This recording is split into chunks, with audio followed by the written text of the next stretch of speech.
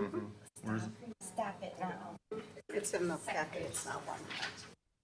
Okay. It's not one we hand out. Oh, Submitted in their packet. excellent. Are you gonna wait for the two MIAs? Well, one's going to be MIA long term, but come on, Michael.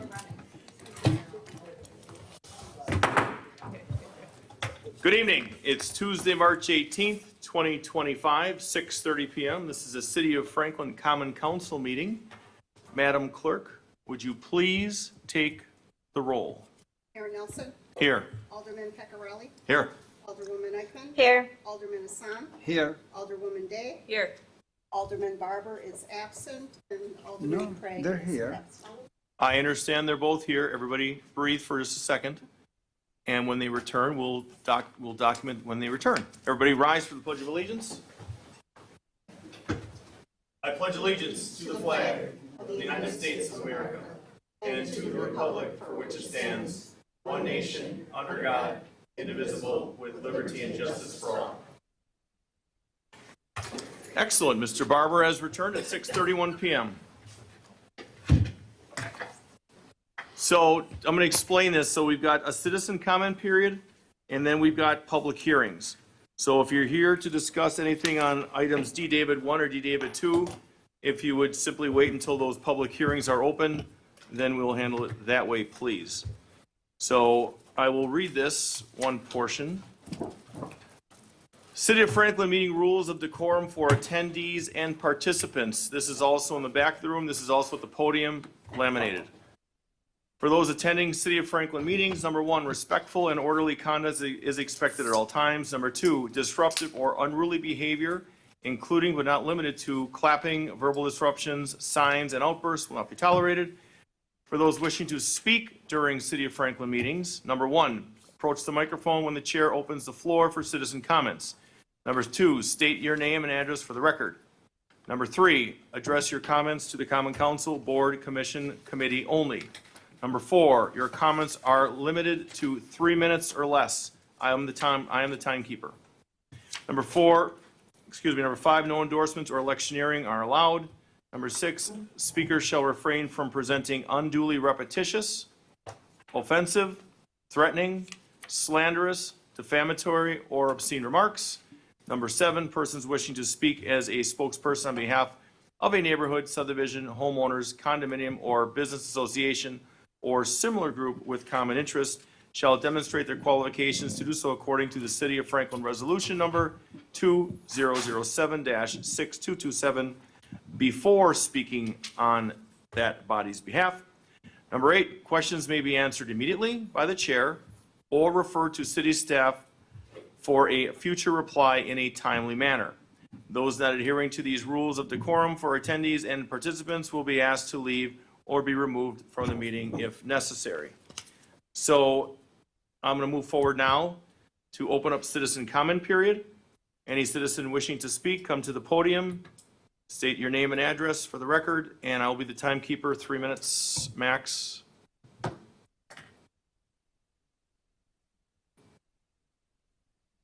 I was going to quickly close it, Joy. Oh, man. I was fumbling with my clock on my phone. Good evening, Joy. Welcome. Good evening. Joy Dragina-Zingales, 7573 Highview Drive, Greendale. I just wanted to address a couple of things after reading the RFP for the Rock. After reading the proposal, I have a few suggestions and observations for the city.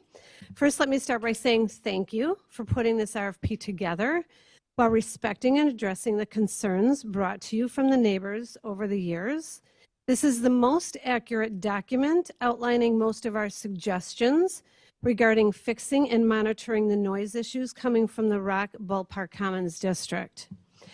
We must remember this RFP was designed to be specific to this district development and numerous events pertaining to the Rock Ballpark Commons. With this said, it should be utilized to provide the best practices for noise mitigation and oversight into the surrounding neighborhoods, not the city as stated as some areas of the quote. So I'm not sure if they just use that interchangeably, but I did notice that in the RFP. Keeping this into the designated area should help with the costs as well. We must also keep in mind in a 2019 report from city staff, the statements made by the chief of police at numerous meetings, 2 of the 3 monitors, the east and the north, were not effective for the need they were designed due to the placement on the property. Remember, those chosen areas were not recommended by an acoustic engineer or through a sound study. So I think that that should be part of moving those, or their recommendations for moving those should be part of the RFP as well. I suggest including the Hills Avize event in the scope of work, as well as not limiting this to 3 areas of the property. It should address all the issues in the space, more so to those that have been the subject of the most complaints. I also believe in order to get the most effective result, it would be in the best interest for the company to speak with neighbors as to which events or noise affects their properties and families most. This issue is different for each home due to the topography and elevations of the sites and the homes surrounding it. The suggestions from JPM must also align with state statutes regarding noise and noise nuisance. The report should be printed or transferred electronically to the city in order to save money while publicly available on the city website. Lastly, tamper-resistant protection for each monitor so they cannot be turned on and off, as this has been an issue in the past. Thank you. Thank you, ma'am. Mr. Kleiss, good evening. Evening. Andy Kleiss, 6025 Parkview Road, Greendale. Regarding item G11, I thank you and support your efforts to pursue a sound monitoring company and ask that you move forward with JPM Acoustics on either option 1 or 2 that's listed in the packet tonight. Concerning options 3 and 4, I don't really see those as viable options because the city hasn't consistently followed their ordinances for the last 10 years. And even at the Common Council meeting last month, Ms. Roberts mentioned that a bar applied for a permit for an outdoor music concert and didn't know what to put down for the decibel level. She didn't know either and told them 90 decibels, even though the city has ordinances stating what the allowable decibel levels are. And this is within a year of passing the resolution saying the city is going to follow their ordinances. So options 3 and 4 should really be off the table because there seems to be some more work that needs to be done in that area. As far as costs go, JPM Acoustics states in their proposal that they're willing to work with the city regarding costs. So I think that's really important to note, especially as you consider option 1 and 2. Additionally, it was roughly 2 years ago that Milwaukee County paid in full for $200,000 sound analysis, but the developer wouldn't allow the acoustic company on their property to perform the analysis.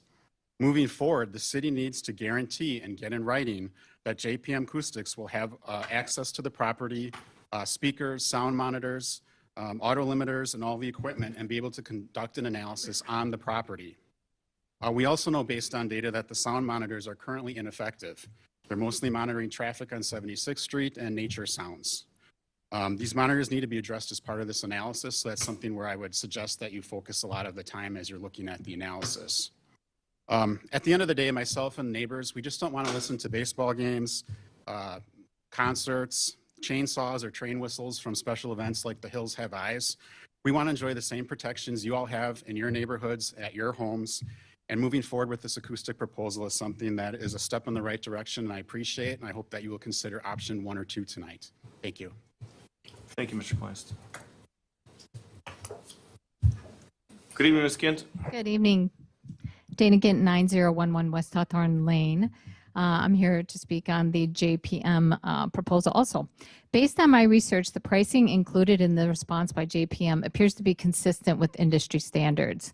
I want to point out that there are 2 items that are our one-time costs, which are listed on page 22 of the proposal, which include the $19,850 acoustic impact analysis and the $3,500 mitigation plan. So this is just for the first year and is not a repeating cost. And that is equal up to a total of $23,350 of the total cost, which is for this first year only to establish an objective, obtainable mitigation plan for the noise from Ballpark Commons. So the remaining balance for this first year is $54,000 related to monitoring and reporting. I want to express, I believe that the Quarry Monitoring Committee that the quarry pays at least $27,000, and I believe it might be up to $40,000. I'm sure Alderman Barber probably has a lot more insight and knowledge exactly what they have been paying, and that's been going on for decades. They're obviously a responsible party, and they are complying with the Franklin Code 18345 about monitoring and mitigating vibrations and noise. Going forward, after that first year of mitigation plan and strategies are implemented, the requirement for reporting and monitoring could be reduced and reevaluated by the city. According to page 21 of the JPM submittal, they indicate specifically that during the planning phase, they will work and consult in any potential amendments that will reduce costs and benefit the city in any way. So that is something that should be examined, that going forward, if the mitigation plan is operational and it is mitigating the noise, the reporting standards might be reduced, the monitoring requirements might be reduced also, and that's a cost savings. That's something that the city should discuss. I believe that if the monitors are properly placed and programmed and accessible on the dashboard, that the reporting could be something that the city staff does instead of having this consultant do that. I think initially that they do need to present the information and show how they withdrew the reports, whether it's weekly, monthly, or specifically for a day, to explain how you download a report from the dashboard. And then going forward, that might be something that the special event licensing specialist could report and put on the public agenda.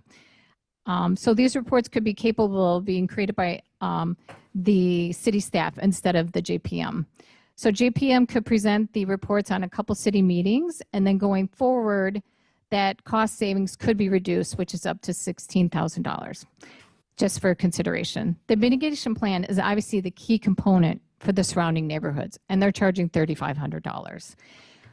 What is not clearly described is the process the city will create to ensure the mitigation plan is followed by the ROC. 3 minutes. Thank you. I've just a couple paragraphs. Without this commitment by the city to hold the ROC accountable, the concern is that there will be no meaningful, purposeful, or solution to the noise. I believe that the proposal by JPM highlights the city's progress to mitigate and manage the noise, but the implementation and required cooperation by Paul Park Commons has not been explained. I appreciate the progress that has been made to address the noise issues, and I believe this is a step in the right direction. Thank you for your time. Thank you, Ms. Ginn. Anyone else wishing to speak at this time? Going once, twice, closed citizen comment period. Next up under B2 is a proclamation to designate May 3rd, 2025 as Arbor Day in the city of Franklin.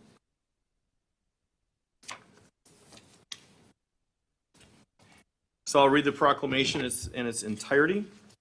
A proclamation to designate May 3rd, 2025 as Arbor Day in the city of Franklin, whereas in 1872, J. Sterling Morton proposed to the Nebraska Board of Agriculture that a special day be set aside for the planting of trees, whereas the holiday known as Arbor Day is celebrated worldwide.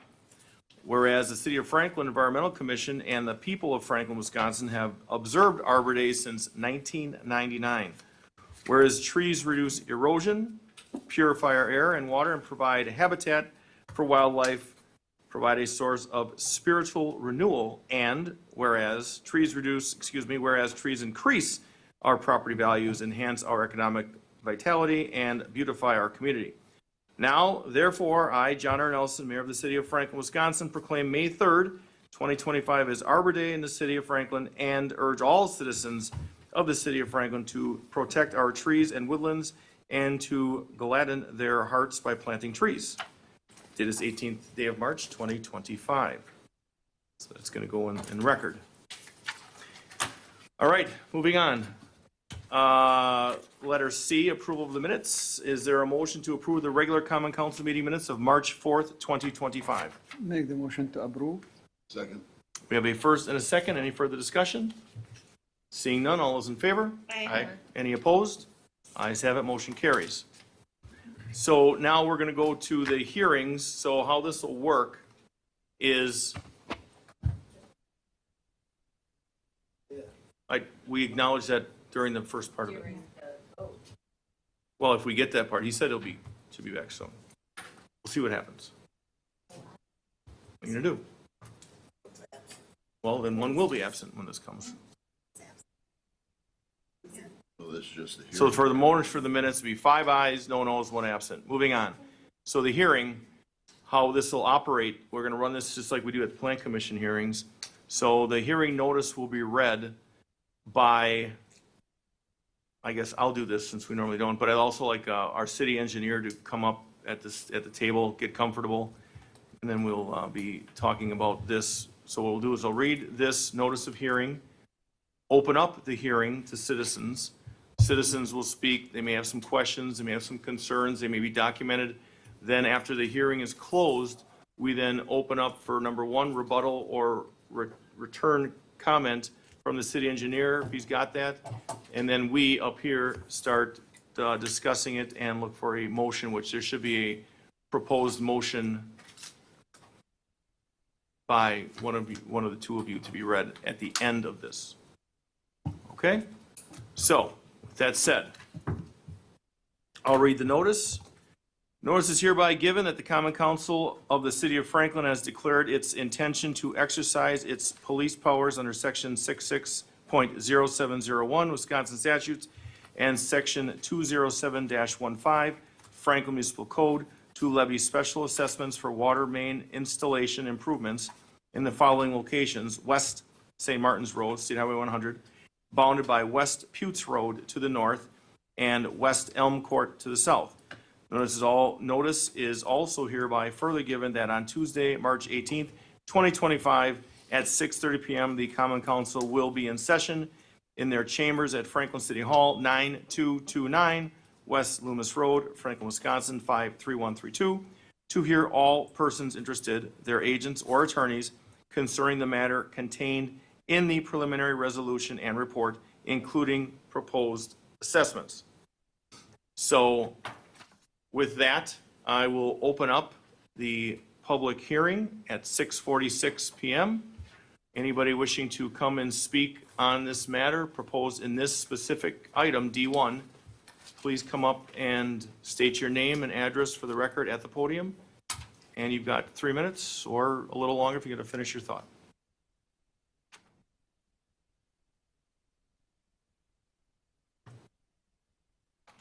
Good evening. Linda Horn, 9451 West Putes Road. I urge you to choose option 3, which is the indefinite deferment on the water main. Main thing is looking at the cost causation. This line was put in to add robustness, reliability to the water main system. It's not being put in because there was a new subdivision that was built. Therefore, I believe that the city should be covering the costs. It should not be directly assessed to the homeowners and the properties unless they desire to interconnect to the main. Thank you. Thank you, ma'am.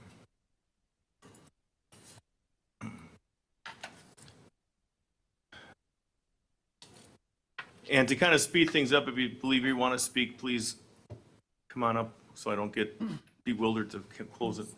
I'll try and be quick. My name's No Garrett, problem. Garrett Moss, 9640 West St. Martin's Road. I've got a water main along Putes, and I've read all the information on the packet in the other room, and to be charged the proposed $7,700 for the lateral, I thought was not just because I've already got access to a water line. If I want to connect to it, and I upgraded my well recently, that was a recent cost. So just trying to understand why all the costs are coming, and I already have access to a water line. So there's 4 properties that didn't directly benefit, so just wanted to speak up for them. Thank you. Thank you, Mr. Moss.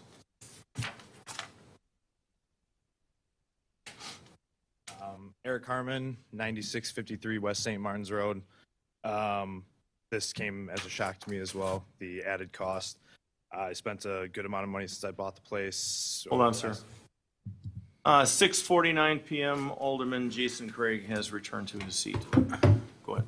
I've upgraded the home from having a gravel driveway and window units in the windows to central air, central heat, new driveway and all new windows, and now it's up for sale right now, and this is really throwing a wrench in the works for me. So I would urge that we go with option 3 as well with the permanent deferment. Thank you. Thank you, sir. Anyone else wishing to speak at this time? Going once? All right, at 6:50 PM, we'll close public hearing, and I would ask now Mr. City Engineer Paulos to kind of go over a few things with the options, and then we'll open this up for discussion from the council. Very good. Yeah, real close, Mike. Always Thank forget. Thank you. Good evening. Let's take a trip down memory lane a little bit for this project. Back in January 7th of this year, council approved staff to solicit bids for the project. On February 4th, we did get an award, Globe Contractors, for just over $500,000 for this water main extension. And keep in mind, again, this water main extension was because we want to have redundancy within our system. It's kind of a key missing link. And we're trying to get ahead of the St. Martin's Road improvements that are happening very, very soon. So from there, we had a public information meeting, an open house type forum on February 3rd.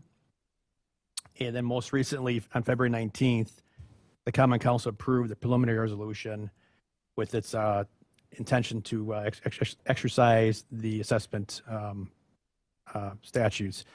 So with that, we moved ahead. We being the engineering staff with notice to the residents affected by certified mail to all the residents. Happy to say that the vast majority did acknowledge receipt of the assessment and as well as the public notice for the hearing here tonight. So that's where we are as far as the timeline. So as far as the assessments themselves, there are three options. One is simply no deferment, and the assessment begins immediately. As mentioned on the council action sheets, there is an option there for paying over 12 years, 6% interest to the city. Option 2 is a 10-year deferment. And again, at that time, the 12-year deferment will begin at that time. And last but not least is the indefinite deferment, where there is no cost to the homeowner until which time they would actually connect to the water system. So those are the three options for assessment that are on the table for this evening. Okay, and Mr. City Attorney, if you could. With regard to option 3, that would require an amendment to the municipal code. Correct. There are 2 provisions that say may not be deferred beyond at least 10 years at the latest. Yes, correct. Okay, so I will start and then I will finish. So looking at this and being in this west part of Franklin, this is different than the norm of our bulk of our city where people have wells. I have a well, and there are very, differences of opinion about do you like your well, do you not like your well. Many people are very passionate that they like their well and don't want to be put into a situation where they are forced to hook up to a water system. And it's my opinion that an indefinite deferment, because overwhelming, I think everybody, I don't think I've had one person of the 15 or so, 16, I think one was a maybe, but wanted this. And I think this is another example. I understand that it's the greater good of the city. We as a city need this greater good for the water system to move forward. However, the balancing act with, well, now what happens that we now special assess citizens and their properties for this? And I've heard the argument that yes, if they hook up to water, it'll increase your value of your property, $25,000. It might, but that's if you sell it. Okay, so there's a caveat there. Sure, it's up if you sell it. And if the people, this is one of those things where government, in my opinion, needs to say, okay, look, the greater good of the city, we need it anyway. We need to basically listen to the citizens that say we want indefinite deferments. And indefinite deferment is what I support, but there's a warning to this, people, that if you did want city water, it'll never be cheaper now to hook up than down the road. So if you were going to think about it and look to do it, it would be now.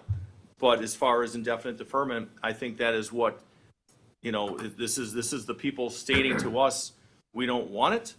We don't care if we ever have to hook up to it. Leave us alone. Let us live our lives. And the city, you want it, you need it, you get it. So for now, I'll yield to Alderwoman Day and then Alderman Peccarelli. Thank you. So I spent quite a bit of time over the weekend kind of going over what was presented here, listening to past meetings, and actually looking over our current municipal code. And one of the things that kept coming back to my brain was sitting in this chamber in April of 2024, where we had a very similar scenario come before us as a council, where a water main, in this point in April of 24, the water main line was for connection regarding the water tower. And there are 20-some homes impacted by that. And we sat here with kind of the same predicament of what we were going to do for those 20 homes. And I very distinctly remember several people, some are no longer here, some are, stating that we put in a special exception at that time and changed the municipal code at that time to be specific to that situation and that situation alone, because we did not want, as a community, every time a new water main went in, for other people to ask for the same deferment, because it creates a precedent where any sort of public infrastructure improvement that would come in would lead to this same sort of conundrum. We have an ordinance that kind of outlines where there are exceptions that can be made. I'll get to that in a second. For those paying attention at home, it's 207-15 sub K sub 2. Then A through I are all of the options. Only C really applies to this scenario, which is option 2 that we have presented to us tonight. I understand the predicament that the property owners are in. I understand from many people I know that have wells and septic tanks, they don't want city water, they don't want city sewer, they're perfectly happy with what they have. And no one is forcing any of these properties to connect, which is something that is actually quite unique. In most municipalities, if a water main gets put in front of your house, you're connected. There is no choice. You get the bill as soon as it goes in. There's no deferment. You pay. So there are things that are being done by the city that give some benefit to the doubt of the homeowners, being that there is a 10-year deferment option on the table.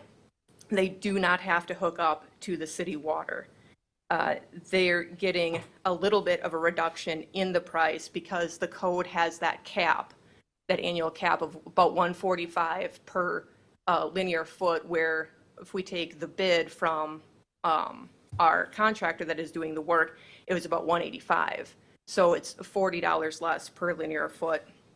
So there are things that are being done to help offset some of the costs for the homeowners in this instance. I can't get on board with anything more than option C, which is already allowed in the code if we were to grant any sort of special assessment, just because we're on a really slippery slope with other areas that may need water in the water mains in the future, with sidewalks, any of those infrastructure projects that go in. So with that, I'll yield for now, but I just can't get on board with an indefinite deferment. Mr. Piccarelli? So I understand all that. I also wasn't sitting here in April of last year. In this specific instance, I think there's a couple mitigating factors that are outside the norm. One is we had a very accelerated time frame because of road construction that we had to get in front of, so really didn't have a lot of time to work through any other options or decide on a future time frame or anything like that. We were dealing with a really tight time frame.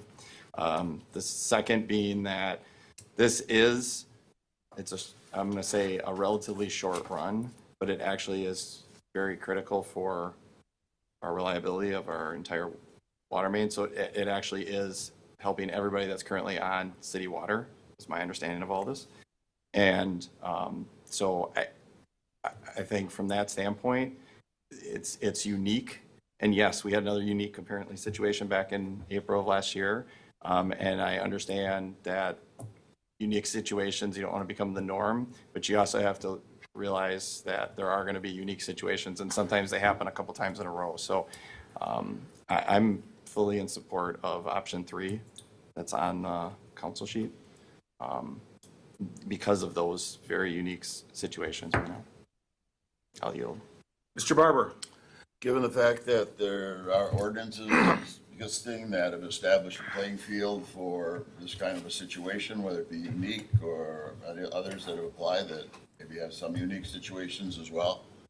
I think the playing field has been established for the city without having changed the ordinances. At this point, I am in favor of item number 2, which allows for the 10-year deferment as well.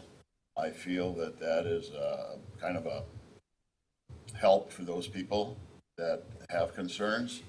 And I don't want to set a precedent that is not without due process in terms of changing the ordinances before we go into this kind of a vote. So I will support option 2. Mr. Craig? We sat here earlier and there was a proposal about putting city water in the Hale Park Highlands of District 6. And the residents there also were very vocal as far as they're not wanting to be city water installed. And that project was then abandoned. Unfortunately, this is not something that we can abandon. From everything that has been kind of communicated is that this is a mission critical portion of the water main that will be part of the rest of the city and not just a small corner of the city like my neighborhood is. Am I correct on that one? Yes, correct. So because it is mission critical, because that there is a larger need beyond just a neighborhood, it is needed to be put in, and we can't just not install this water main. Along with that, though, I also am not one to be in favor of having that assessment being put on residents that have overwhelmingly said that they are not in favor of this and that they are that they do not want any part of city water. I think the item that is the language that is the most that gives me the best feeling about this is the fact that it's not a forever. That if the home decides that they want to attach in the future, it is a possibility in the future.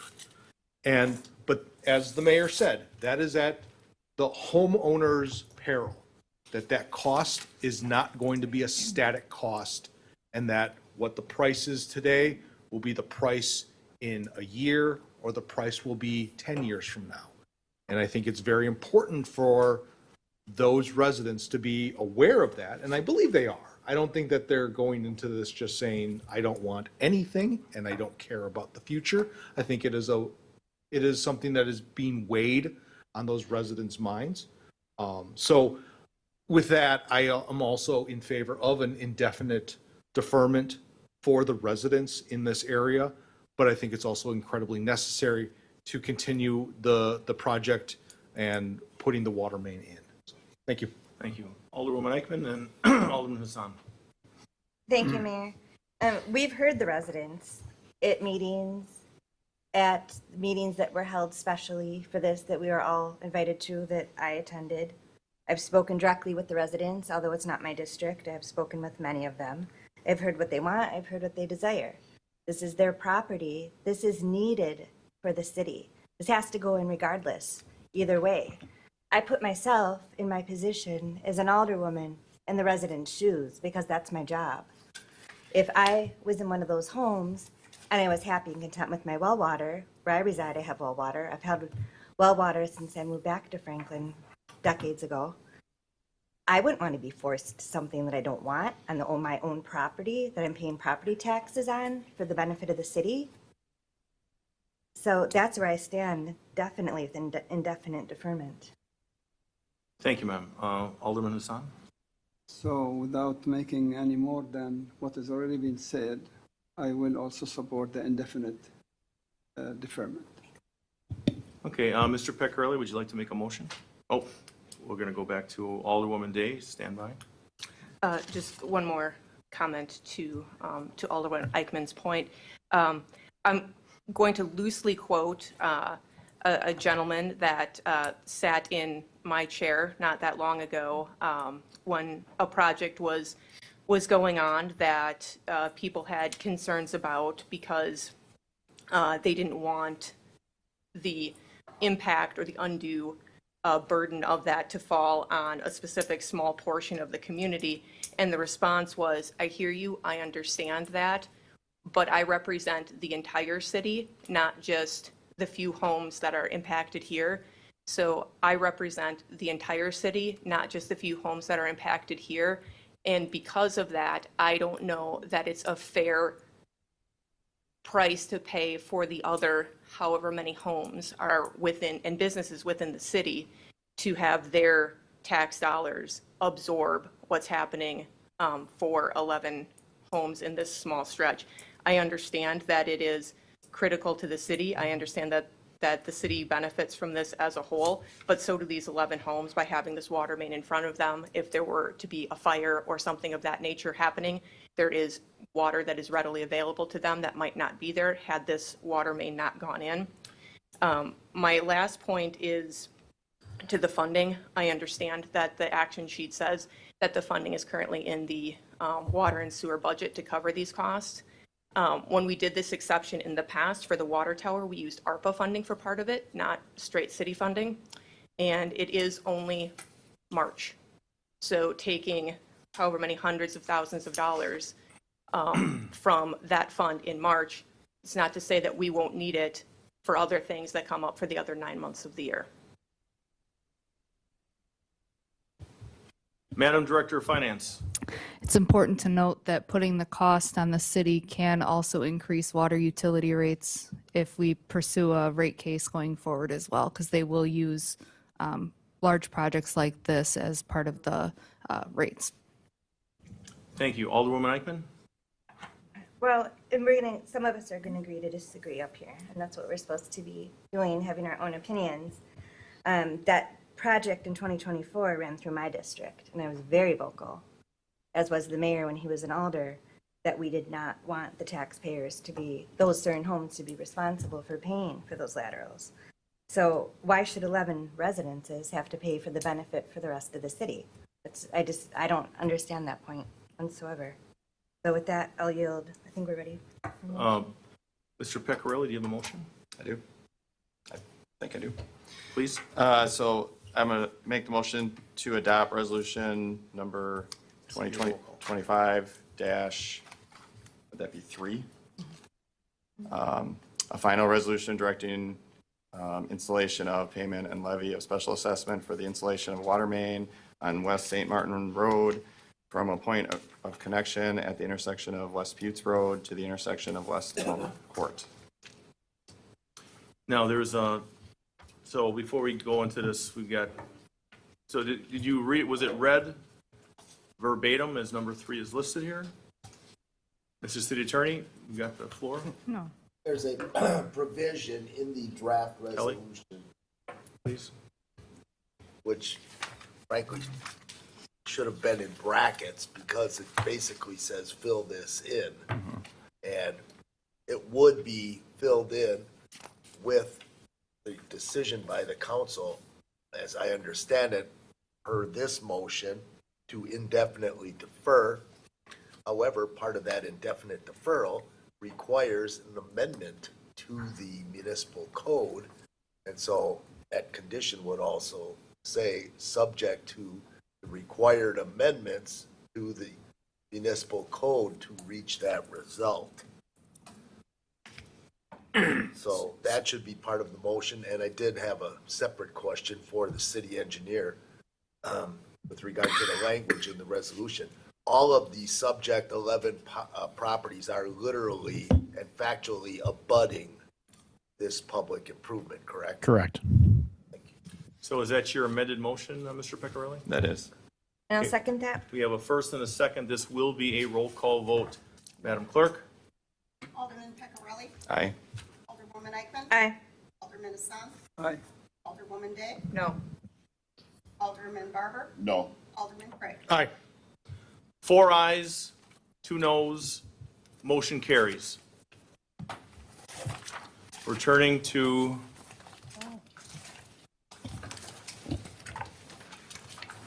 D2. D is in David, number 2. I will read the hearing notice. Mr. City Attorney, you got the floor. Just in general for factual and process information, with that condition, if you will, in the resolution for the adopted motion, technically, that doesn't occur until the code gets amended, so there are further council actions required for it to move forward. But the indefinite deferment piece was the motion, and that's the motion that passed. Right, but there are process requirements left to finish up on that. Thank you. Folks, your voice was heard. Number 2, D as in David 2, hearings, notices hereby given in compliance with requirements in section 147F as in Frank of the Internal Revenue Code of 1986, as amended that the city of Franklin, Wisconsin, the city, will hold a public hearing on March 18th, 2025 at 6:30 PM or as soon thereafter as the matter may be heard at City Hall, 9229 West Loomis Road, Franklin, Wisconsin, regarding the proposed issuance of City of Franklin, Wisconsin Industrial Development Revenue Bonds, Series 2025. How's it, Madam Clerk, how's it pronounced? What's that? Peter LLC project in an aggregate amount not to exceed $3,600,000, the bonds pursuant to section 66.1103 of the Wisconsin statutes to finance a project to be owned by Gabe Reuter Peter LLC, a Wisconsin limited liability company, and it's called the borrower. So just as we did last time, anybody wishing to speak on this, they come to the podium, state your name and address, and we'll open right now at 7:11 PM. The public hearing has now been noticed and is now open. Anybody wishing to speak on this hearing? Seeing none, the clock now turned to 7:12 PM. Closing public hearing at 7:12 PM. And who from is this Madam Director of Finance, you taking this, or whose explanation on this? Mr. City Attorney, you've got the floor. Attorney Sadak in the office took care of this, and it is all spelled out on the action sheet.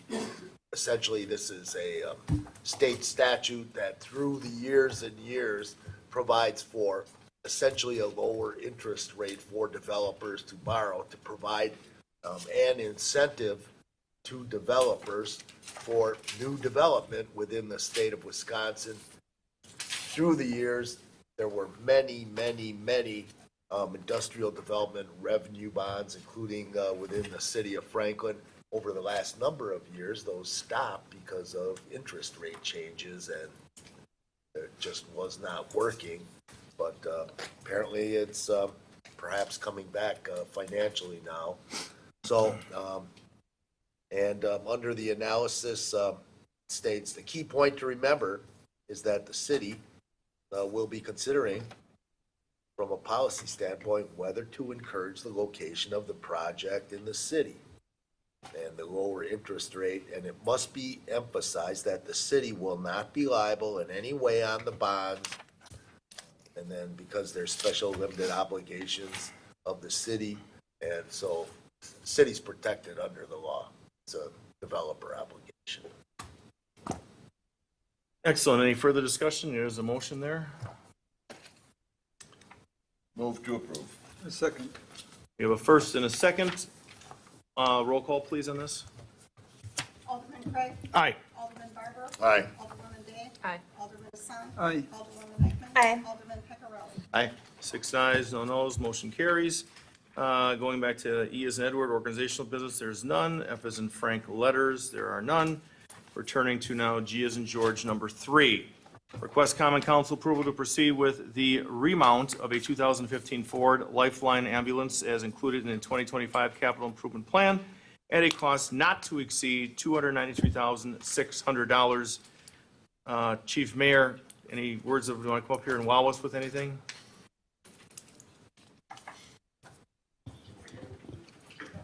Would be happy to answer any questions that you might have. I like how you said it. Alderwoman Day? Just one quick question, Chief. For when the rig is fit for the new chassis, I'm assuming it'll be out of service for some period of time. Are we borrowing then from a neighboring municipality, or how will that work when that one is out of service? We will not. We actually have our 3 frontline paramedic units plus a reserve in service right now. This vehicle currently is sitting in storage. So when it goes to Iowa to be refurbished, we will not be down any vehicles. So nothing that's currently out will be taken off the street. We're base status quo. You are correct. Okay, Yep. excellent. Thank you. Make a comment? Mr. Hassan? Yeah, I think this is an excellent thinking on the part of the chief and the fire department to save the city of Franklin lots of money versus buying a new equipment. So I'd like to support that. Agreed. So are you making the motion? I can make the motion to I'm approve. sorry? A second.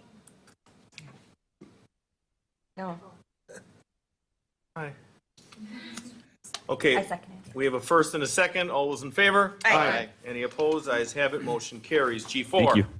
Thank you, Chief. An ordinance to amend ordinance 2024-2649, an ordinance adopting the 2025 annual budget for the sewer fund to provide additional auto equipment appropriations associated with the leasing of a utility vehicle in the amount of $59,784.50. I have a question. Mr. Hassan? I just want to know, how does the cost of leasing compare to purchasing over the long term? Madam Director of Finance, do you have a rebuttal? Yes. So in this specific case, the total capital cost of the vehicle was roughly the same as the vehicle that was purchased. What had happened was the initial vehicle was totaled in an accident in 2023, and by the time they were able to, or the sewer department was able to get a new vehicle in place, we had already had the fleet program. And so the fleet program actually purchased the vehicle from Hiller Ford and added it to the leasing program due to the ability to use some of the proceeds that we got back from the insurance claim to lower the overall cost of the vehicle. And then over the years, as we depreciate the vehicle and pay the lease payments, we should be able to sell it at a higher rate at the end of our lease, which is a 60-month lease. Thank you. Yep. So there's a motion here. A second? So we had a I first make and a the mo- second? Yeah, I can make Okay. the motion. We've got a first and a second. All those in favor? Aye. Any opposed? Ayes have it. Motion carries. Going on to G5, a resolution approving a partial property tax rescission and refund for tax key number 759-0057-000. Before there's a motion, I just wanted to first off apologize because I know the last time I brought these forward, I did it in a lump sum when we had 43 of them. As the assessors continue to work through the 25 assessment roll, they are just individually sending me these as they come up, which is why you see them here individually. Had I known before that I was going to have a bulk of them, I would have put it all in one, but all of them are relatively small refunds. And like I said, in the analysis, it states why the reduction in assessment is there. Thank you for the explanation, but I will go one by one. I'll just read them off. She just broke it down as to why. So, but we'll still do, we'll still do this with a motion in a second, and we'll do the whole thing. There a motion? I make the motion. A second? First and second, all those in favor? Aye. Any opposed? Ayes have it, motion carries. G6, resolution approving a partial property tax rescission and refund for tax key number 849-9994-005. Is there a motion? Motion? Second. First and second, all those in favor? Aye. Any opposed? Ayes have it, motion carries. G7, a resolution approving a property tax rescission and refund for tax key number 882-0191-000. Move to approve. Second? We got a first and a second by Mr. Hassan. All those in favor? Aye. Any opposed? Ayes have it, motion carries. G8, a resolution approving a partial property tax recession and refund for tax key number 847-0022-000. I'll make the motion. Second. First and second by Mr. Pecorelli. All those in favor? Aye. Any opposed? Ayes have it, motion carries. G9, a resolution approving a partial property tax rescission and refund for tax key number 882-0196-000. Move to approve. Second. We have a first by Mr. Craig, seconded by Alderwoman Day. All those in favor? Aye. Any opposed? Ayes have it, motion carries. G10, a resolution approving a partial property tax rescission and refund for tax key number 892-9989-002. Approve. Second. Make the motion. Mr. Hassan, seconded by Alderwoman Day. All those in favor? Aye. Any opposed? Ayes have it, motion carries. No, the sticky stuff. Everybody's breathing. G11, sound monitoring RFP proposal review and next steps. Next steps. So, Madam Director of Administration, would you like to start? Okay, and you do not have to. I don't know what I would say. What are you going to say? All right, we can go Mr. Barber first, and maybe you can answer questions as you designed and did a great job on the RFP. Number one, excellent job on the RFP. You put this together. It was very thorough, very competent. Excellent. Mr. Barber. I agree with all of the above. It was greatly. I had input and help from someone else. Just to answer a question from citizen comments, the Quarry Monitoring Committee is paying, the ROC is paying $55,000 a year for the contract that we have with the third party. And they are also maintaining a separate set of seismic readings on their own. So there's two systems that come into play for the Quarry Monitoring Committee. That's the system at the quarry, owned by the quarry, and the third-party system, which is also independent equipment. So I'm in favor of option, or number one, in terms of approving it as is, because of the third-party part of this all. We've been trying to get to a third-party situation from the beginning, and I think that is what's wanted by the citizens as well as the city, to have that independent body that would let us know what is going on and do the studies that are necessary to place the equipment and have the equipment available 24 hours.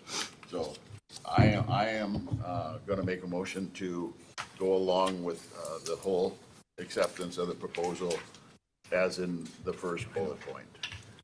Well, we have plenty of discussion, but you've got, we have a motion on the floor at this point, but we're going to go with some more discussion. We don't have a second yet.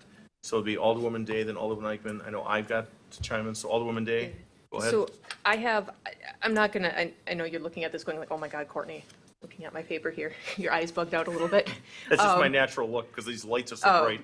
So I have like three categories of questions. So I just want to start with some of the background stuff that I think we're a little bit, the horse is a little bit out of the barn here before we talk about the RFP. Some of the concerns I have in general, who owns the monitors right now?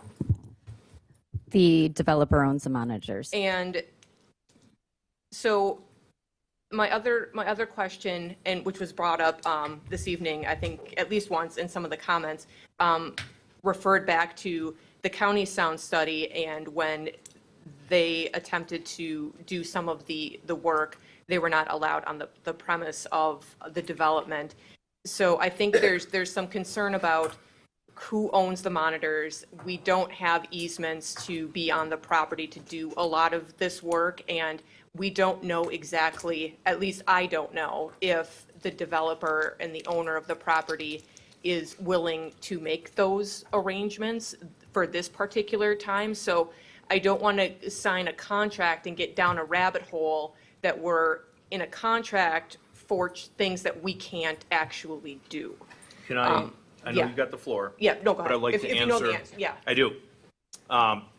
So I talked to Mr. Zimmerman, and that point was brought up today about accessing the monitors, and he said absolutely that this third party whoever, however this would work, would have access to these monitors, and that would not be an issue. Are they still wanting to gift them to us, or are they still Oh, it's a wanting? gift. Right, yes, the gift that keeps on giving. Right. But or do they want to retain ownership of them? I get nervous about a lot of the stuff when we don't have a lot of control over, Right. we have the contract and everything in here sounds great, but we don't actually have control over the venue to implement a lot of the things they're recommending to do. So before we, go and sign on the dotted line with a lot of the things, I want to make sure that we have, things in place. And then my third question that I don't know if we have an answer for today. Can I go back to your second Yeah, question? absolutely. So to address your second question about, ownership, he owns them. Will we have access to them? Yes. The plan is for the city to take ownership of them. There's certain things in here that I'm going to talk about as we move on, but as far as this point goes, that question is yet to be determined as far as, he still has them. He wants us to have them. And that's part of my discussion when we talk when it's my turn. And I understand that this is probably a lot more than they're currently paying for what monitoring services that is right now. Do we know if they're still willing to pay at least that amount? What to amount? Whatever they're paying right now. Yes. Okay. I don't need to know what that number is. I'm just wanting to kind of get that they're still willing to pay portions What of they're this. currently paying, yes. And what they're paying for, is that what is required of them in the PDD? I know what the requirement is that they are functional and they have been field calibrated. They haven't been, there's different calibrations that I learned from talking to neighbors. There's the field calibration, there's the take the monitor off and send it in calibration. And so what they've been field calibrated. So as far as going into the weeds a little bit, as far as what he would be having to pay every year, my opinion is these things have to be calibrated, so we're right on the money. There's not a question. They're accessible. They work. They're there for everybody in the world to see. That's my goal.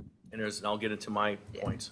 Yeah, because my point would be that I would request and hope that they would want to partner with us and to at least continue to pay for the parts that they're required to be doing as a part of the RFP, the PPD. And I understand that there are things that we're wanting this to do that are not part of what they're required to do, and that falls on the city, and I completely understand that portion of it. I don't think that, for any stretch, if I go along with this, am I saying that The Rock owes us $80,000 a year or whatever? That's not what I'm saying. I just want to make sure that they're still willing to pay a portion of it. And then the last question before I'm done on this round is, do we know when the new version of the city's noise ordinance is going to come forward for us to kind of look at and kick the can? Because, again, I don't want them to come in and do some sort of acoustic mitigation plan, sound plan based on an old noise ordinance, and then we have something new comes out where there's changes, and now all of a sudden we have to kind of shift and pivot. I can answer both of those Adam, Director of questions. Administration. Going back to your other one, there are outstanding obligations. One of them that comes to mind that's part of the agreement is a independent study that was supposed to have been conducted in the first year and at the expense of the developer. That has not been. There was a reminder of that last season. So that's at least one item that I'm aware of that is an outstanding obligation. The other question that you had, now I've already forgotten it. I'm sorry. The revision to. Oh, yes, okay. I spoke with the planning manager about this, probably following Plan Commission, and we would like to move it forward. So I did encourage him to bring it forward, and that will be coming within the next couple months. Okay, thank you. In all this craziness, who was second? Alderwoman I Eichmann? think Alderman Craig was before me. Nope. You yield? Okay. Alderwoman Eichmann. Thank you, Mayor. Before we would move forward with any portion of this, whether it's all of it, sections of this, I would want something legally drafted up as an agreement from The Rock to the city stating that we would be allowed on premises for this. My concern is, for example, the ballparks. That is going forward, as many of us saw the big announcement on good old Facebook, that Mike Zimmerman is now leasing all those fields out. There's some major changes going on at the Rock. That could very well affect, if not this year, the following year, the umbrella bar area and so forth going forward. So I would want something very written up legally that covers all of that. And if Mike Zimmerman is the CEO, were to choose to lease out that area as well, which could easily happen, the ball fields are being done, that would carry over to the next person that would be running the show up at the umbrella bar and so forth. And he'll has eyes and everything with the changes that are going on at the Rock. So I just wanted to insert that. It's unfortunate that now we're allowed on the property for this, but that large dollar amount, when the county did their sound study, they weren't. It's a huge waste of taxpayers' money overall, when everything could have just been done then. So I guess I just don't understand why it wasn't allowed then, but why is it being allowed now? I just want to make sure that we can trust the process for both parties and to protect both parties and have definitely something legally drafted up. I won't support any of this whatsoever until I see something legally drafted up as a starting point. Thank you. Mr. Piccirilli? I agree that we need something legally drafted before we can sign anything here. Because again, I agree. I don't want to get started on this and then be in a situation where we can't do something and we're stuck. And I would say that there is a portion of this, right, which is a one-time piece, which is the kind of the assessment and mitigation strategy. I think that is really critical in all this because, and I think it was brought up a little bit in citizen comment period too, if we can actually get some of the mitigation pieces in place, it might alleviate the monitoring requirements longer term. And so, but right now, we don't know what that is and we don't know what that looks like. And so I really think I'm supportive of moving forward, assuming we can get the legal pieces in place with a third party and doing the monitoring. But I do think that, the bigger piece to me, in my view, is the mitigation, because over time, the mitigation is going to address the different types of things that the RAC wants to host, and should provide for essentially the RAC succeeding, right? Because from the city standpoint, we want and need them to succeed, and from a community standpoint, we want everybody to enjoy where they live and where they go and have fun, right? So in my mind, we got to do something with the mitigation as well and make sure that from a legal standpoint, right, we can work through that process and we don't end up in a situation where we start to go through it and we don't have access or we can't perform certain things to figure out what that end state could look like. Because right now, I don't think anyone has any idea what that might look like, what that might cost, and anything. And so I think that's an important data point. So I'll yield. Yeah, Mr. Hassan? I only have a real concern about the cost for this project, but I like the idea that there's some hope now for some practical steps to be taken and to resolve this issue. It's been really going on for a long time. Mr. Craig? And then Madam Finance Director? A lot of the points that I had were gobbled up by other alders on this dais, and I think that's a really good thing. Is that we're going in the same direction, and we have an overall goal that we're all kind of focused on. I think that's a really positive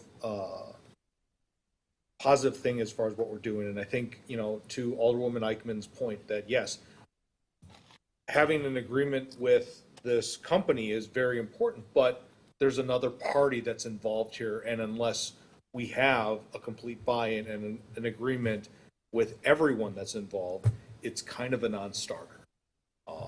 And Mr. Pecorelli makes a really strong point about the fact that the mitigation effort, I think, is going to be the key point beyond just being able to monitor, being able to say, unfortunately, Chief Mayor left, but if something's on fire, it's great to know something's on fire, but how do you take care of it once it is on fire? I think that's very important as far as, okay, so what are our next steps? How are we going to resolve the problem? I've only been here for 2 years, and this has been a problem for the entirety of my time I've been here. And, I know, Mr. Mayor, this has been a problem for you for, I believe, just as long. Longer. Mr. Barber, longer. Well, the time that you've been here, should I Yes, say. 100% agree. And quite frankly, it has to end. And, this is right now is the only door that we have in front of us right now. And to not take that door is, I think, would not be a smart strategy, but it's something to move forward with. And I think that is something that is absolutely necessary. And I will be Mr. Barber second on the motion. So before we get too crazy, Madam Director of Finance. I don't know if we've ever really gone over who would be paying for this, Right, and that's my. because there's no budget appropriation for this, and it's not a TID eligible expense, so there's no funding in our 2025 budget for this. Just to make a Director Miss. point, about the current cost for monitoring, it's between $8,000 and $10,000. Just so you are aware, and the last that I had heard, the developer's okay with that, but not more. That is correct. So as we're going to continue around before we go to the second motions to this, please, we still have plenty of discussion. So we'll go to Alderwoman Eichman, then Alderwoman Day. Thank you. I'm just trying to comprehend how it's been said, and that you agree with me that we need something in legal writing before we proceed, but then you're seconding the motion to go forward with this as is. I guess I'm just trying to understand that. I think there's lots of moving parts to this, other than just approving this all as is. There's many different things to be worked out. This isn't just simple cut and dry for those of us that have to be here after the election and are going to be dealing with this ongoing. I think we really need to, as they say, dot our i's, cross our t's, and put some work into this. And definitely with the financial aspect of it, that's huge. We're also going to need something legally drawn up from the developer in writing of the payment. Our finance director just said the money's not there, then who's going to pay for this? I'll yield for now. We'll go with Mr. Barber, then Alderwoman Day. Earlier this evening, we passed a situation where there were 11 residents that came forward and voiced their opinions. Well, we've been listening to residents for over 3 years now that have voiced concerns over this. I think the dollar amount is quite a bit more. I would like to see the dollar amount firmed up as well, or, within this, as to who's going to be paying for it. But for 11 residents, we made a big exception, and I think for the 78,000, we're nickel diming it, and we're going to postpone it and not take action on it, and it's going to stall out even further and even longer. So if you are concerned about the residents, I think you have to be uniform across this and vote for all the residents of the city, and that would be my concern. Mayor. Thank you. Alderwoman Day, then Alderwoman Eichman. Thank you. So I'm looking back at, and I don't know, and because then I had a list of questions where I don't know if we know the answers because, obviously the company is not here to answer the questions. So I don't know if this is something that, you can, a la carte some of it for now and then come back to it, because obviously, yes, we need the mitigation plan and we need the impact study. We need that stuff. I think that is something that nobody disagrees with. I wholeheartedly agree with Alderwoman Eichman. I made similar points that, you know, we need to have some ducks in a row on the developer side before we can really proceed.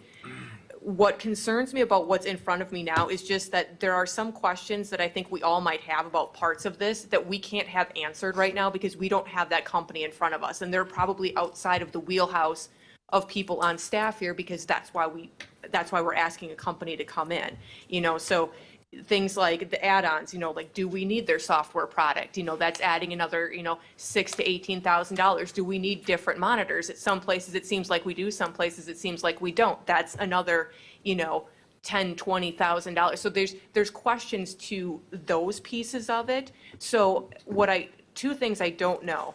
One, is this company okay with us kind of a la carting some things to get the ball rolling, knowing that we're going to come back to them most likely for some of these other things, but there's, you know, kind of a hierarchy of needs that we have right now. But then also, again, to Alderman Eichmann's point, we can't sign a dotted line to do a mitigation plan and an acoustic impact study unless we have something in writing from the owners of that property saying that they're going to allow this company to come in. Otherwise, the study isn't worth the paper it's written on. Madam Director of Administration? I believe as part of the proposal response, JPM has stated that they're willing to work with us to define a further scope. So I believe that the answer to your question is emphatic yes. Where are they out of? California. Which again is why I don't want to have to keep coming back and forth. You know, I want to have one swing at the can, hopefully with them to get this all set up. Alderman Eichen? Thank you, Mayor. Mayor, I just wanted to state citizen comment period ended earlier in the meeting, so I'd like those in the audience to hold their comments back that we're hearing from this side of the room, please. As far as comparing G1 to this, comparing infrastructure to an entertainment development district, I don't see the comparabilities. And I'm not saying as far as who is going to pay for this, is as far as what portion of the city is going to be responsible and what portion of the RAC is going to be responsible. So you want us to sign a blank agreement, basically, for 80 grand, not knowing, number one, for sure the developer is going to let us on their property because they could easily say one thing, change their mind the other day. I think we've all witnessed that up here a few times, which a business does have their own right to change their mind over things. So we're going to do this with, what if all of a sudden the developer says, no, guess what? We don't want you on our property. We changed our mind. We have a falling out with them. We have a disagreement, again, about an assessment, about the TIF payment. I mean, there's so many variables. It's unbelievable of where this could go wrong without something legally signed of their responsibility and their willingness to legally let us on the precedence of their development, because as it was stated earlier, of course we have no city easement on there. So it's not that I'm not in support of this or going forward with any of it. I'm looking out for the legalities of it to make them also be responsible for a portion of this. Also, as far as the sound study, wasn't that at one time required in the past in the PDD?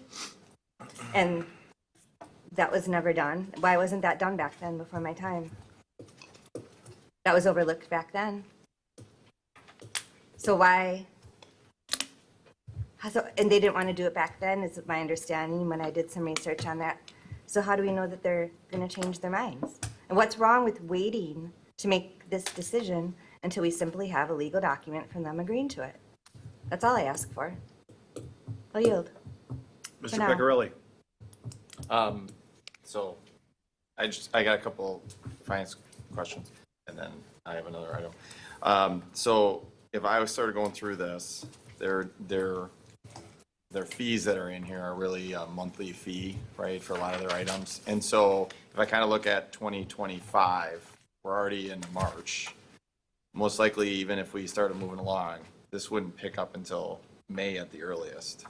Correct. Okay, so then you're talking essentially eight of 12 months of the cost that are in here. And you have to separate out the one-time costs because those are different, right, from the run rate. So if I did my math right, that would mean for 2025, we're talking 37-ish thousand, somewhere in there.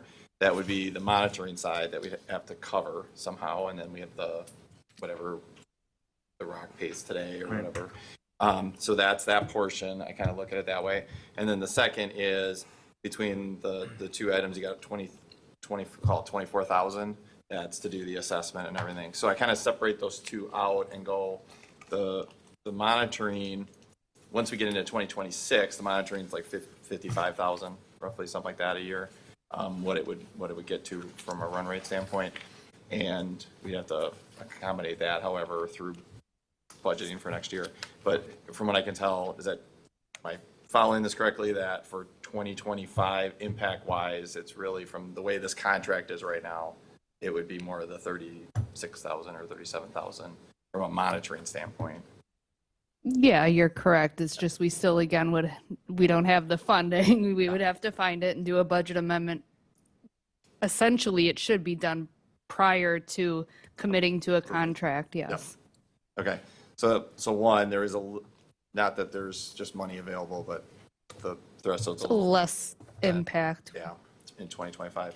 And then the second item I had was, I do agree, in order to move forward with any of this, we need to get the agreement in place so that we can ensure that when we're proceeding down this, that we already have that in place and that we can execute how we need to. So I guess I agree from the standpoint of, if we're gonna come out of here today, it's gotta be, in my mind, to get that agreement in place so that we can then move forward with something here. I think the second part would be is, it doesn't stop you from continuing to go through and try to refine if there's opportunities here for just, like your a la carte, like, is there certain things we can adjust or anything in here? How does that work? And see if we can kind of take both tracks at the same time to reduce the amount of time it takes us. So when maybe we get all this done, we can be in a better spot a lot sooner than kind of doing it in one after another. I yield. Mr. Barber. Again, I stand in favor of the proposal. Parts of this need to be negotiated, as I can understand. One of them is the finance. The PDD for the quarry was rewritten to have the quarry pay for all the monitoring that is being done right now. So they are 100% paying for it. This would be something similar to what the Rock would be doing. I would think we would want to negotiate that, but I don't think you'll get the 100% like we have. But that was an agreement that came after the PDD initially was established, and it allowed them certain concessions as well as us certain concessions. So if we're going to do anything with the decibel levels, I think we can open that up to have the amount of money that's being paid for in the developer agreement spelled out and renegotiated. I think anything part of this could be renegotiated at some point. So the whole idea is to get it moving forward right now. I'd say go ahead with proposal one and start serious negotiations, whoever would be doing that, to get it in place within the next couple months, at least something initially, so that the residents who have had this as a problem for years and not just, this isn't a new issue for them. So that would be my thought, is to move it forward and look at these individual things that need to be relooked at in terms of individual items with the company itself. Okay, so do you yield? Yes. All right, now I will jump in. So there's challenges. We've heard them all. I agree with them all that there has to be some legal right and there's some legalities that have to be up there. The big one is who's going to pay for it. Mr. Zimmerman has committed when we had a brief meeting on this, that he's like, well, whatever he's paying now, that would be fair moving forward. It might be fair, might be that plus a little. We have to have, maybe there's some city matching component here. But I think if we're up here thinking that we're going to cross our arms and point at the developer and saying you're on the hook for the whole thing, never going to happen. And then we're going to have an embarrassing problem, which is going to sit here and linger and linger and linger. So I think what makes sense is that we would move forward with a modified motion to number 2, because we're going to be looking for this California company to make some changes in their scope, clarify some things from software. We want to put some legalities in there. Absolutely, we need to move forward with discussions with Mr. Zimmerman, but the caveat is we are moving forward. We finally have something now that could work. We finally have something now that could satisfy the concerns of the neighbors, satisfy the issues with the developer, and I think no one's gonna be 100% happy. No one is ever gonna be 100% on this thing. That's gotta be crystal clear. Neighbors, it's never gonna be everything you want. Developer, it's not gonna be everything you want. But at some point, we've gotta come to some sort of reasonable conclusion. But I think to Alderwoman Eichmann's points and others that were mentioning up here, we do have to make sure that the legal part of this is that, yeah, if they've got to come up here or they have another third party that does the work, that they have to have access to that facility, period. And it can't be, no, for whatever reason. I have no idea, Alderwoman Eichmann, why they were not allowed there. That's a question you can ask them. I have no idea. But moving forward and how it's going to get done properly is access.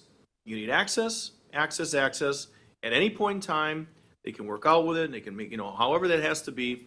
But these are things that have to be asked. But the big one to Madam Finance Director is, who's paying for it?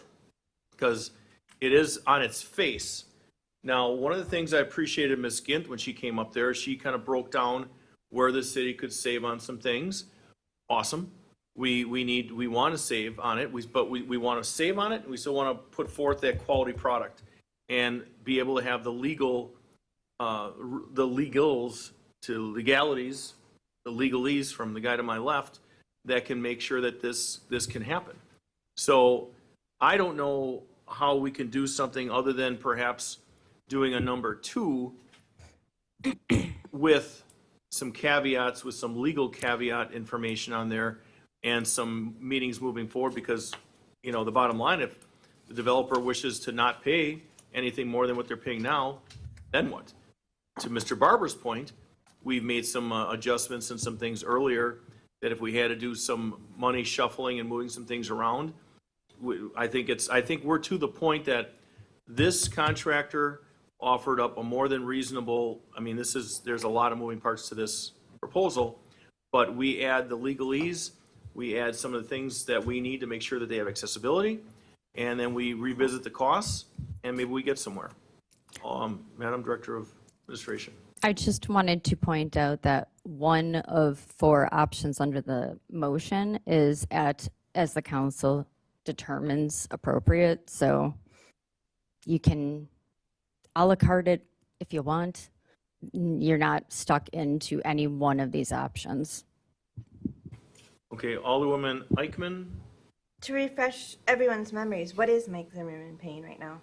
When it said that he will continue to possibly pay what he's paying now, do we have that number offhand, or an approximate number of what he's It's paying? between 8 and 10,000, I understand. Is it 8 and 10,000 out of 80. Okay, thank you. Yeah. Somewhere between 8 and 10,000 is what he's currently paying. He's committed in the last meeting to doing that. And it's like, now where do we go from here? So we've got 2 people that are chomping at the bit to tell us where we're going to go from here. We have Mr. City Attorney first, and then Alderwoman Day second. Suggest a contact with the developer, discuss with the developer, and perhaps even have the developer appear at the next meeting, and we'll bring back whatever may be agreed to by that point in time. And also have staff take a closer look at the proposal and perhaps boil it down a bit to what's specifically needed at these current times, and bring it all back to the next meeting, which would be April 2nd. That makes sense. Do you yield? Alderwoman Day. Thank you. Just piggybacking on something that Alderman Pecorelli said earlier, and reiterating my point that I think some of these things are definitely more important to make sure we keep the ball rolling. When we talk about mitigation strategies, there may very well be some remedies here for mitigation that don't necessarily include all of the monkeying around with the monitors and all of that stuff. I feel like from reading this very robust document that there might be some workarounds here that are worth bringing if we do a mitigation plan and bring the developer in and the city in. There might be something here that doesn't require having a bunch of sound monitors monitoring monthly with all these reports and whatnot. There might be things that we haven't thought of before. So again, to try to bring it home, I think we can't lose these guys. So we have to figure out, yes, we're interested. If that's, something we have to sign that we're interested, but we've got a few technicalities on our end that we have to shore up with the developer or something. I don't want us delaying by 2 weeks to have them get more projects, and then all of a sudden, this is a fairly robust project. We're not local to them, so I don't want to necessarily lose them either. So whatever we have to do to kind of make sure they know that we're interested. If we're punting for 2 weeks, I'm okay with that. I just don't want to lose this because there are parts of this that we need to get put in place quickly. Madam Director of Administration, is there a sunset on this proposal? Yes, I believe it's the 20th or the 21st. Oh. Yes, I believe it was the 20th or 21st, and so within days of this meeting, and then a week out roughly from that would be when things would be implemented. Obviously, we can adjust things as needed. I'm sure that they would understand that and work with us. And Like I said, I think one of the cover letters was about working with us to determine what our needs are. And it would be nice if perhaps there's a reach out, depending on how it goes tonight here, in the next few minutes, if they would, extend that, at least so it doesn't expire this Thursday or Friday. Not that there's like, oh no, and after Thursday it goes up 10%, because then that could kind of throw a curve into all this. Alderman Eichen. Thank you, Mayor. I was going to suggest what you just did as far as extending that. I can't believe in today's economy that they would want to turn the work down, but if there's an agreement where we could extend it, that would be great. This JPM out of California, what information was given to them? Did they fly to Wisconsin? Did they fly to the site? Madam Director of Administration. They got the same information that everybody did, which is the RFP in front of you, or maybe the RFP's not in here now, but the RFP that was in front of the council the last time. And that's the information that they got. Thank you. Because piggybacking off of what Alderwoman Day was saying, and I kind of had this thought as well, in a perfect world, it'd be great if they could fly here. Of course, we'd have to pay them and their lodging, have them walk the site and see, what do you think? What do you see here? But what if there is something that they may come across that we haven't thought of? There's been things thrown out in the past, such as sound barrier absorbing walls, to lots of things. Technology changes so much every year, and sure has changed since this development was first built, just to get them out there to see the site in case they have some resolution that may benefit everyone involved. I mean, we don't know. It does not hurt to have another set of eyes come out and look at this ongoing problem of over a decade to get their opinion, if they recommend anything else, just by looking at it. Just for clarification, Alderwoman, you're talking about having JPM, the people that put in a detailed bid and are on the hook for what they said they would do in the scope of their business, come out here to do what? Since they already gave a bid, it's already them. They already said, this is what we're going to do. So Well, they're on the hook. Hold on. So they're on the hook, whether they fly out here or not, they've already committed that this is what we'll do. So I would trust that in this RFP, saying to them, if you want to come out here, that they would have done that. If they felt that this is a normal, an RFP process. If you're a bidder on something and you're bidding on something in Wisconsin and you live out in California, you're either gonna take that trip out here, or you've had some other third party do an inspection, or whatever it could be, but they're already committed. So they're already right here. And I understand what you're saying. I don't know if they can do whatever they want, but I don't know how that's gonna go. I will go to Madam Director I of wasn't Administration done. first. What? I wasn't done. Sorry. Well, you kind of were for a minute. So, Madam Director of Administration, then, I know, and then we're going to go to Mr. Pecorelli, and then back to Alderman Eichman. I just wanted to say that I can certainly extend an invite for them to join us through a virtual call at our next Common Council meeting if we would like to do that, and they can respond to our questions and concerns. I like But that. to what you said, all of that is absolutely true. Everything that they put out here is, it's what they have committed to, period.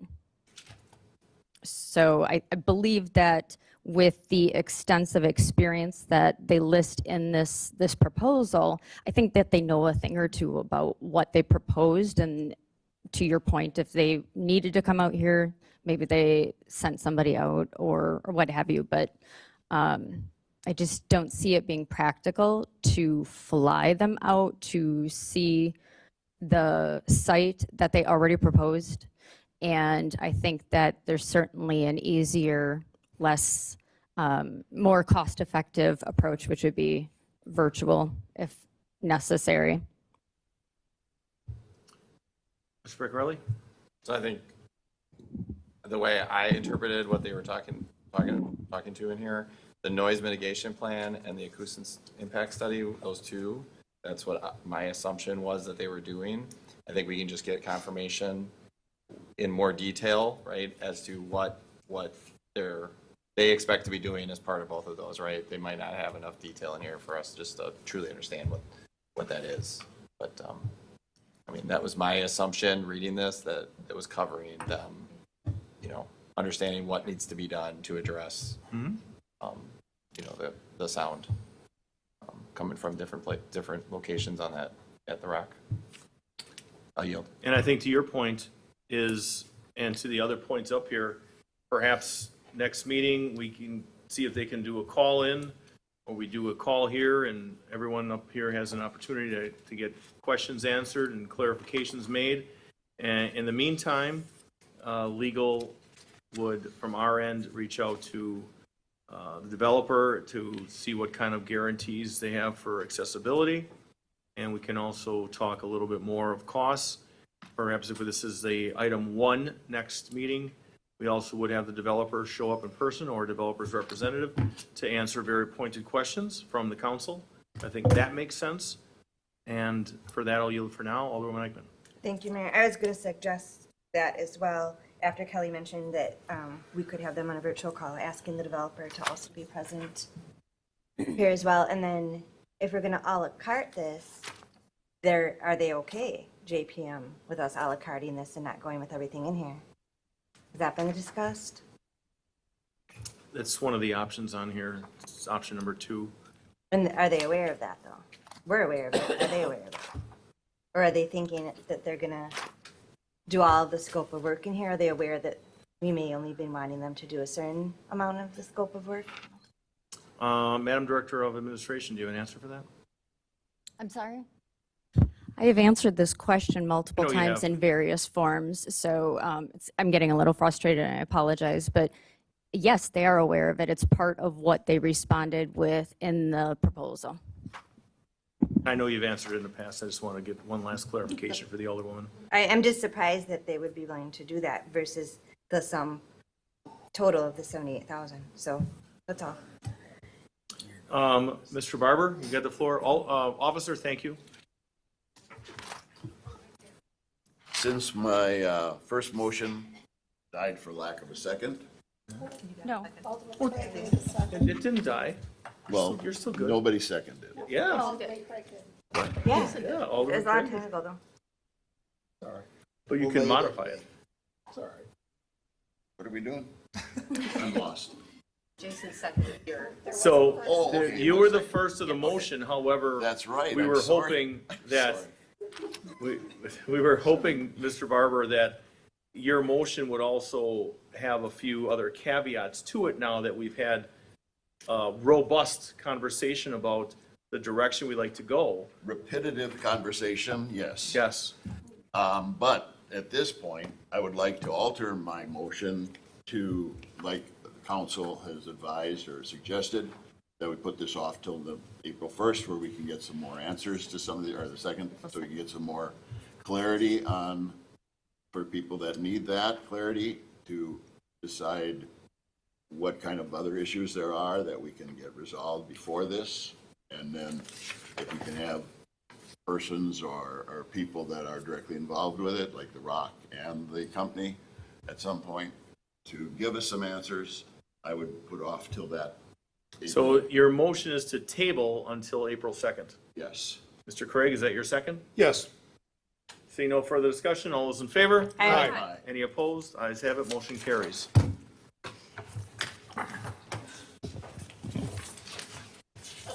Moving swiftly. Did we vote?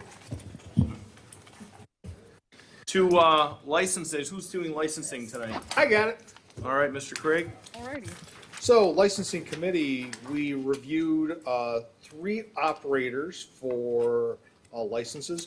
One change that needs to be made is that the second applicant is not for the Swiss Street Pub and Grill, but rather for Iron Mike's.